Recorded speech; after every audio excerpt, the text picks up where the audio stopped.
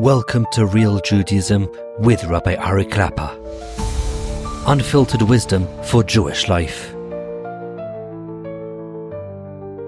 Okay. Re'ei. Ke'en divrei hachasidus v'inyanim ha'yirah v'ahavah v'taras halev dvarim mutboim ba'adam ad shelo yitztarchu emtsoim leknoisem. We have to understand that these are the levels of spirituality, the levels of what he calls chasidus. Chasidus is generally is a term referred to as lifnim mishur sadim, a higher level of keeping Yiddishkeit. All right, let's just explain this. Take a second to explain this idea. He explains later on that there's something called a tzaddik and there's something called a chassid. Chassid does not mean what it means nowadays in the world. Chassid, you're a part of a chasidus. That's not what it means. What it means is that a tzaddik comes from the lashon of tzedek, which means you're doing right. What does it mean to do right? It means you keep Shulchan Aruch. That's what it means. It means you keep halacha the way the halacha is supposed to be kept. That's what it means to be a tzaddik. Am I doing the right thing? When you're doing the right thing, you're a tzaddik. A chassid is a person who is doing more than keeping the right things.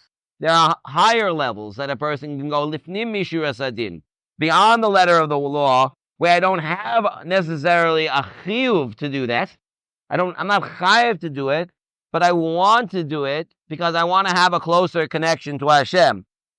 That isn't necessarily a chiyuv. You don't have to do that per se, because it's not written in the Shulchan Aruch. You have to do that. That's a higher level. Now, obviously, every person's their neshama. HaKadosh Baruch Hu puts your neshama. You have koichos, and you have a certain potential that you're supposed to reach. So maybe each individual is expected to go above Shulchan Aruch. But that's already in the realm of what HaKadosh Baruch Hu knows about each individual person's neshama.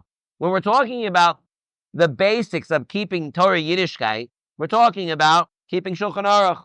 Here in this paragraph, he's talking about the ideas of Chasidus, which are deeper and more beyond what is the strict letter of the law, like yirah and ahavah and taras halev. When a person has fear of Hashem, there are different levels of fear of Hashem. The most basic level, much later on in the Sefer, is a fear of punishment.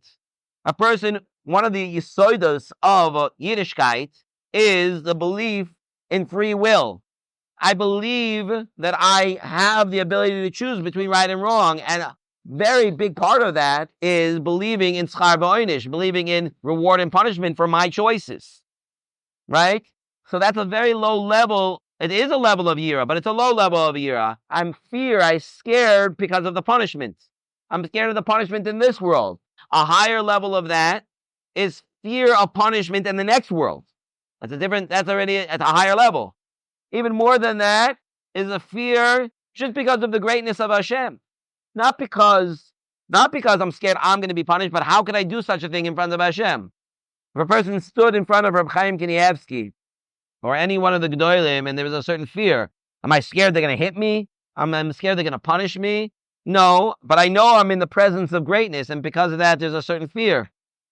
Okay, it's true, there are stories about that in the Gemara, it's true, but the fear be'etzim shouldn't be from that, and the truth of the matter is that nowadays, when you're standing in the presence of a great person, it's not because you're really scared that they're going to kill you.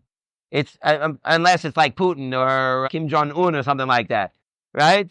But when you're standing in the presence of somebody truly great, yeah, with Gedolei Ador, then the fear doesn't come from that. It's a much higher level of fear. And same thing with Abba and Taras Halev. And I want to purify myself, right? I want to purify myself that everything I'm doing is the Shem Shamayim. These are not things that are natural. They are not natural in a person's heart. You have to put in effort in order to be kind to them. You think it's like the same thing as natural things that a person has, like sleeping or being awake? That have choosing, just like these things really exist in potential. Not sleeping or awake, you can be awake. No, these things are natural, meaning sleeping and awake, being hungry, being full. Those are natural feelings that every human being has. You don't have to work on those things. All those things that are part of the nature of a person those things, yeah, you don't have to work on being hungry. You don't eat, you're going to be hungry. You eat, you'll be full. It's not something you have to work on. Ahavah, taras alev, and the yirah, these are things that a person has to put in effort into. If you're willing to put in the effort into it, so then you'll get somewhere. They're not natural. Now, my Rebbe, I'm just going to finish up with this. My Rebbe pointed out over here something very interesting. And that is what's not on the list over here. And that's Emunah. Emunah is not, he doesn't say Emunah over here. Because really, Emunah is natural. A person, every child can have Emunah pshuta. You hear little children, right? Little children, they have the purest Emunah, right? We have in my house, Baruch Hashem, my wife started this a little while ago. We have on our Friday night meal, everybody has to go around the table. Everybody has to say thank you to Hashem for something that happened this week, or whatever. You say thank you, Hashem. And you say thank you to somebody else who did something, did the tova for you. Whether it's somebody at the table or somebody else. So my little 3-year-old, he says like the same thing every week. He says, Toda la Hashem, shani bari. He's 3.5 years old. But it's coming from Emunah. It's not just Stam saying the words like a Tuki would say the words, like, like a parrot repeats it. There's a real Emunah pshuta that comes from little children. The problem is that when you get older, you get cynical, you get sarcastic, because and why?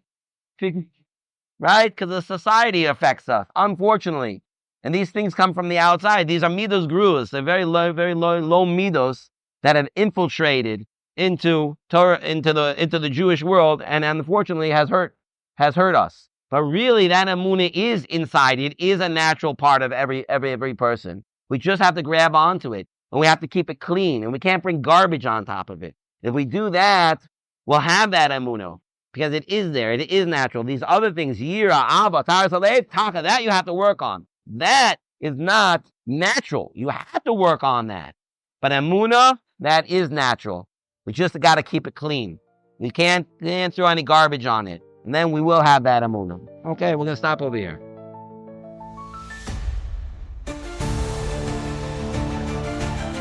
Thank you for joining Real Judaism, where we explore Torah's wisdom for real life.